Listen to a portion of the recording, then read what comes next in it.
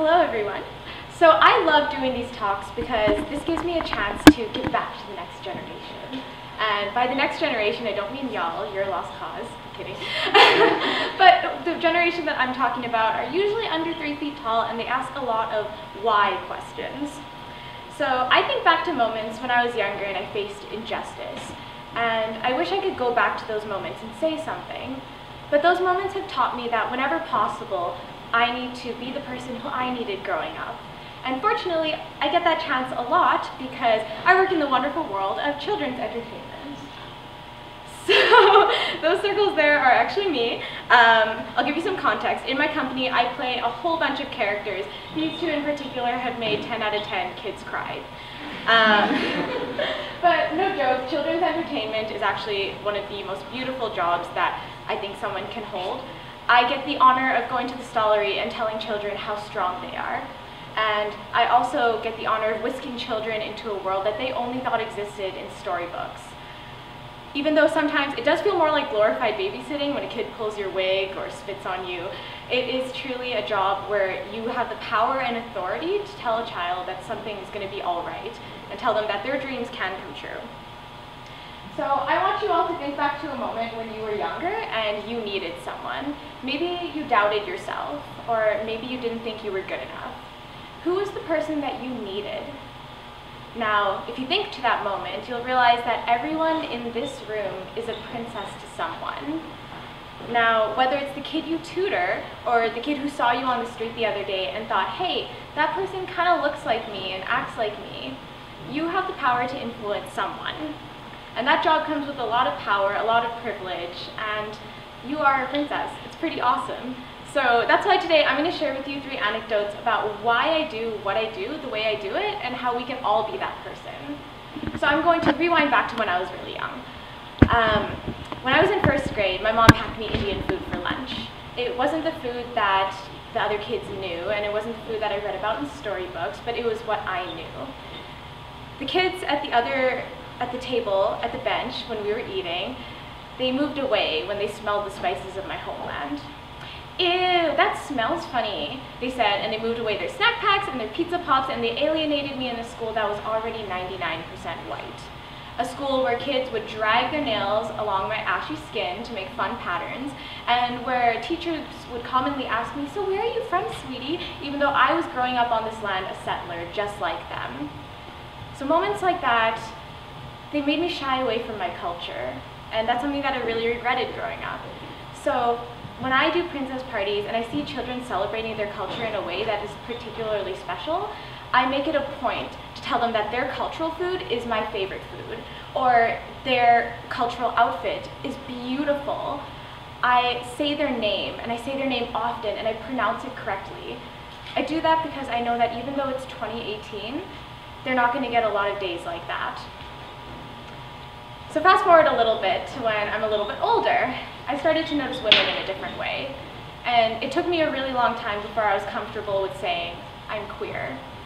I grew up in a family and in a world with a lot of homophobic and transphobic messaging, a world that was always telling me to stay inside my gender role. Now, I was doing a princess party one day as Princess Jasmine, and I had brought a dress-up chest with me. And inside the dress-up chest was a million different outfits that you could think of. Now, I never have a problem getting the little girls to, be involved, but little boys, they are adamant in showing me that they are disinterested in all things pink and sparkly. Not because they actually are, but, gender roles tend to have that effect. So while I was setting up my sparkly makeovers, I did notice one little boy. He had walked over to the dress-up chest, and braving smirks from all the other kids and from the dads, he pulled out a Cinderella dress, and he joined the other girls in line for a makeover. Now, when it was his turn, I offered him all the options, from sparkly hair to face paint to getting his nails done. And while I was painting his nails lime green, I overheard a dad say, "Hey Al, are you really gonna let your son dress like that?" To which this child looked at me, the princess in the room, and said, "Princess Jasmine, am I beautiful like you?" Now, I see a lot of you saying oh my gosh, yeah, that's how I felt. Because as the princess in the room, I knew that in that moment, I had the power to override all those voices in the room, telling this child that he couldn't be what he wanted to be. He couldn't dress like he wanted to. So I held up a mirror and I said, "You are the most beautiful person in this room." And in his smile, I knew that I was the person who could make a difference, not all those dads. I was lucky enough that someone actually caught that moment. Now my last anecdote was a little bit harder to prepare for you because it talks to something that I have no control over, and that's the ability for someone to create their own fairy tale. Now this last anecdote takes place in a small town with a dark-skinned queen and a dark-skinned king who were writing their own love story. Now, in my perfect world, people could be whatever they want. People can love whoever they want. There are no limits, but unfortunately that's not always true.